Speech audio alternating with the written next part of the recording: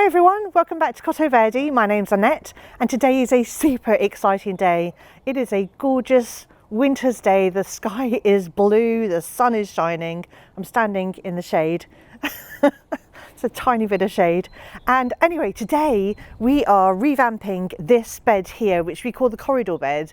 Now it's called the corridor bed because we have a glazed corridor that lines one side of it and then the patio is on the other side of it. And so we can see it from both sides. So it's a really, really important bed. And at the moment, well, in the past, I planted 2 box balls and they've grown much bigger over the years, but every single year they get eaten alive by the box tree moth caterpillars, and I spend hours picking the caterpillars off to stop them eating the box leaves. But last year I didn't do that because I had already decided that life is too short to be picking squishy caterpillars off my box bushes, and so I decided that I'm going to get rid of them, and today is the day we get rid of them. I am donating them to a friend who has more patience than I do, or maybe doesn't have the same problems, but she definitely wants them. They're going to need a prune, and although they look really raggedy, they will come back. They come back every year, so they're still alive. They just look awful, and I can't have them in this really important bed here because they just look too miserable and annoying. So the box balls are coming out. We also need to move the gorgeous salvia icing sugars that I pruned in a previous video, I think last week or the week before. So we need to move those because they're exactly where I'm going to be planting my Desdemona standard roses. Now these arrived in a David Austin rose haul that I've shown in a previous video, but I'll quickly go over again the stats for the Desdemona rose, which is absolutely gorgeous. It has these wonderfully, incredibly fragrant, which is why they're going here on the patio bed. So they're incredibly fragrant and they are beautiful, just off-white roses with a tiny hint of pink. So the buds start out pink and then the petals have this very sort of little shade of pink. They're very floriferous and they're repeat flowering, and our standards, I bought them as 1.8 meter high standards. So I don't think, yeah, they're not that height at the moment, but I'm guessing that's what they're going to grow to. So they're going to look a little bit short, but you know, over the years they'll definitely grow. And the Desdemona rose forms a really nice rounded shape. So that's another good reason to have this rose, because hopefully I won't have to do too much remedial pruning to keep it in a nice rounded shape. So the Desdemona rose fragrance is described as almond blossom, cucumber and lemon zest. It's basically an old rose fragrance, and I think it's going to be absolutely wonderful here, wafting its scent over our seating area on the patio. So not only are we removing the box balls, we're moving the salvias to accommodate the roses. The salvias will just move to the side, and then I'm going to be planting some new plants. So I'm going to be planting some wallflowers. These wallflowers are called Sugar Rush Bicolour Purple, and they start off with this sort of apricot-y hue and then turn purple as they age, and you kind of get this mixture of the colours, which I think is absolutely gorgeous, and it will go really well with the slightly peachy colour of the rosebuds on the Desdemona. They start out with a little peachy hue, pinky peachy hue, and I think those are going to match really nicely. And I'm also going to be planting the Veronica Heidekind that I got at my plant haul in a previous video, and I think these are going to go really well with like the blues and the creams that I have in this bed here. This is pretty much a kind of English cottage garden border, and I like to have loads of different things going on. I like to have flowers coming and going through the season. I always have nigellas self-seeding in here, so that's really pretty too. We've weeded as much as we can, and there are a lot of bulbs that we're going to have to avoid standing on, but that is basically what's going to go on in this bed today. Once we've finished, I'm planning to mulch everything because we'll have been putting new plants in and we'll have been moving some plants, and I also want to stop any weeds coming back as the weather starts to warm up. So if we move things in the autumn and the winter, it gives plants a chance to root in and settle down before they start putting their energy into creating their new flush of foliage and flowers. And so that's why I really want to get this done in January before these plants start springing into life again. So I'm just going to give you an idea of how the bed looks before we start, and then we'll get cracking. I have a lovely deutzia in the corner here and 2 peonies, and then this is the one of the bigger peonies here. And then we move on to the box balls, and they definitely need a trim, but you can see how moth-eaten they are. Then we have some alliums and a penstemon, and this is the salvia that I pruned back. There is a lavender hedge along here. It looks a little bit tatty in the winter.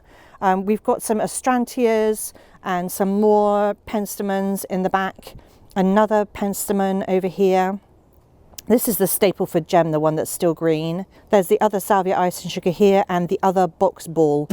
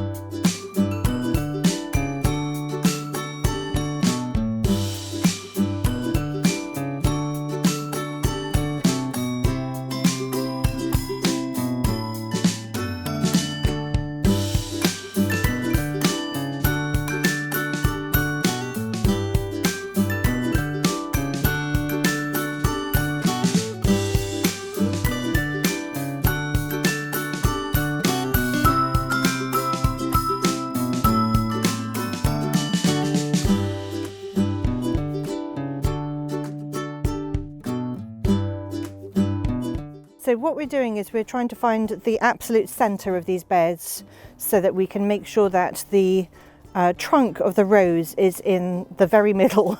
I don't want to have to move the roses.